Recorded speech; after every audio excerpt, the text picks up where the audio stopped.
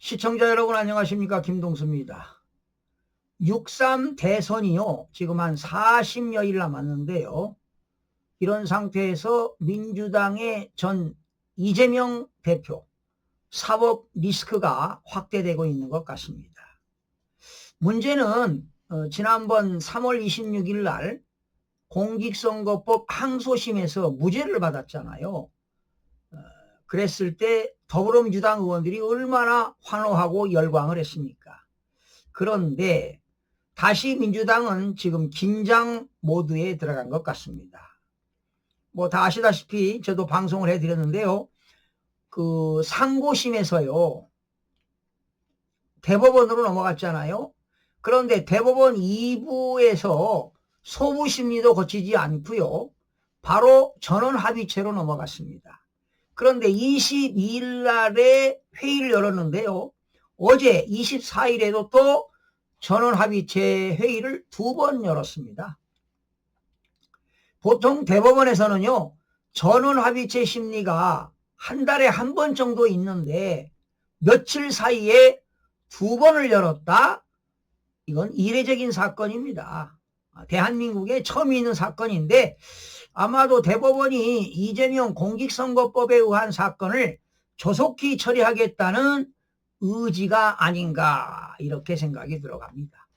그리고 이번 사건은요. 조희대 대법원장의 의지가 크게 작용했다고 볼 수가 있습니다. 문재인 정부 때 김명수 대법원장 그 시절은요. 조국 전 법무부 장관을 비롯해서 많은 정치인들 재판이요. 한없이 지연되지 않았습니까?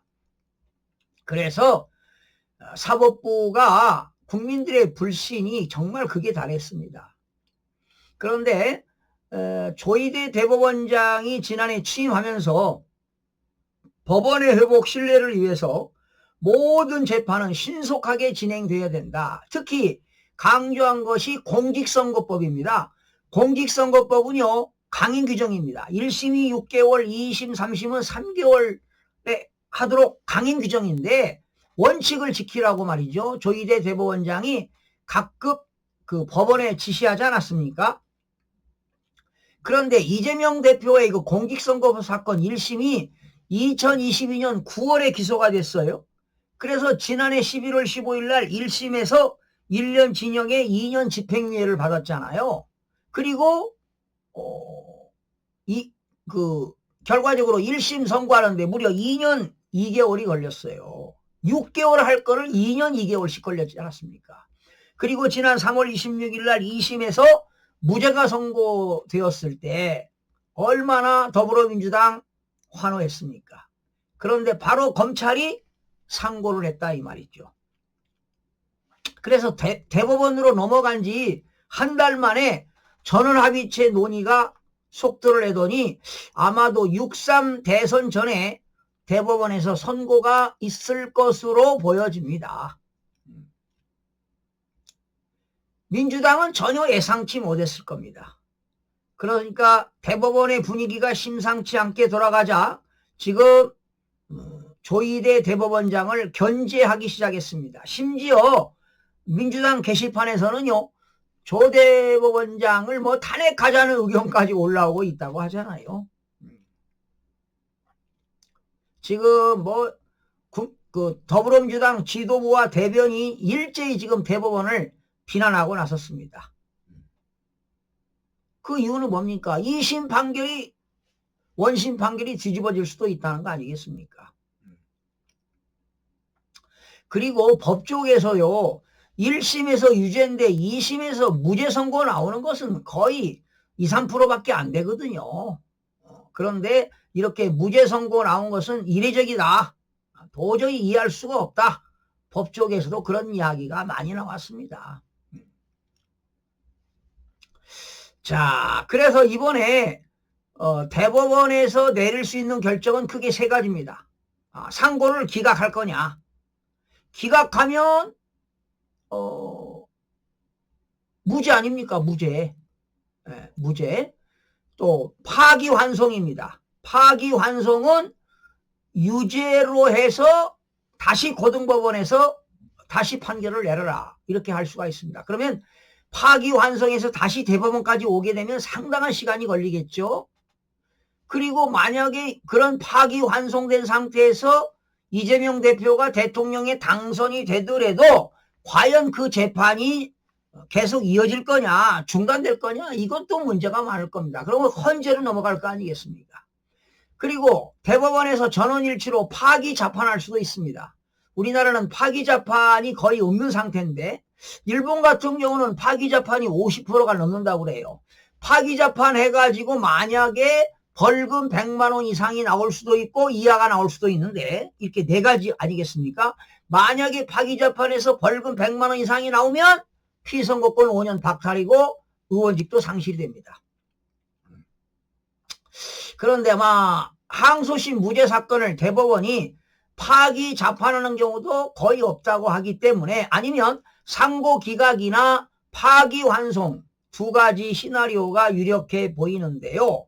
또 국민의힘 의원들은 일부 파기 재판을 또 주장하고 나섰어요. 그러나 어떤 결과가 나올지 아무도 예상을 못한다 이 말이죠. 만약에 이 전 대표가 무죄가 확정된다면 뭐 탄탄대로로 대통령의 후보로 나와서 당선될 수도 있겠죠. 그러나 파기환송이 된다면 이재명 대표는 선거하는데도 치명타가 될 수가 있습니다. 혹시 대통령이 당선이 된다 하더라도 헌법 84조 대통령은 내란죄, 외환죄를 제외하고는 소출을 하지 않는데 어떻게 해석하느냐 문제고요. 헌법 68조 2항은 만약에 당선된 대통령이 판결에 의해서 유죄 판결이 되면은 60일 이내에 또 선거를 해야 됩니다. 이렇다면 대한민국은 정말 보통 일이 아닙니다. 이거 또 선거해야 된다. 엄청난 예산 낭비에 국가적으로 손실이 크죠.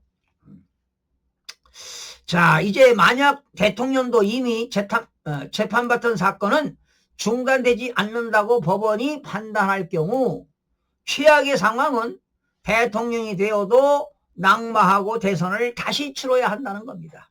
그래서 이번 대법원이 후보 등록이 언제입니까? 5월 10일과 11일 양이틀 사이에 후보 등록이 있으니까 그 전에 판단을 해야 되지 않냐. 그래서 일부는 5월 10일 전에 판결이 나올 것이다 하는데 만약에 유죄 판결을 내린다면 아마 이재명 대표는 치명타를 받을 겁니다. 그렇게 되면 후보 등록은 무효가 되겠지요. 민주당은 후보를 낼 수 없는 처지가 될 수도 있습니다. 심각합니다. 자, 그런데 만약에 이 대표와 민주당이 무죄를 확신한다면 신속재판을 환영해야 되겠죠. 그런데 뭐 박지원 그 더불어민주당 의원은 뭐 판사들에 의하면 무죄를 나올 것이다 이렇게 확신하고 있다고 하는데 도대체 알 수가 없습니다. 이건 아무도 모르는 것이지요. 뭐 대법관들이 글쎄 또 넘어갔을 수 있습니까? 헌재 재판관들이 넘어갈 수도 있었지만 헌재 재판관들은요 정치 성향이 강합니다. 그러나 우리나라 현재 대법관들은 그렇게 중립을 지키고 정치 성향이 없습니다. 그리고 아무나 대법관이 되는 건 아니지 않습니까? 나는 대법관들을 믿는데 그러나 지난 21대 대법관들이 실수한 거 많아요. 부정선거 판결하는데 대법관들이 다 기각을 시켰습니다. 한 선거관리위원회고 한 식구 아닙니까? 에? 에. 대법관 출신이 선거관리위원장 아닙니까? 한 통속이라고 하는데 이거는 좀 달라요. 이건 뭐 부정선거가 아니라 공직선거법 위반이기 때문에 민주당이 잘 판단할 거라고 봅니다. 지난해 그 옛날에 이 전 대표가 말이죠. 경기도지사 시절에 허위사실 공표죄로 1심은 무죄했고 2심 유죄, 3심 무죄했잖아요. 그때도 아마 엄청난 로비를 했다고 하잖아요. 김만배가. 그 대법관 출신 누굽니까? 그러나 이번에는 1심이 유죄, 2심이 무죄, 그러니까 3심은 또 유죄가 될 수도 있다. 그래서 이렇게 된다면 정말 이재명 대표에게는 악몽이 아닐 수가 없지요. 그리고 한덕수 권한대행이 헌법재판소 재판관 2명을 지명했잖아요. 이것도 더불어민주당이 강력히 지금 저지하는 것도 혹시라도 이재명 대표가 대통령이 됐을 때 재판 중단을 결정하는 건 누가 하는 거냐? 헌재에서 하는 거기 때문에 헌법 해석을 얻어내기 위한 의도가 깔려 있는 것 아니냐, 이렇게도 해석이 되는 겁니다.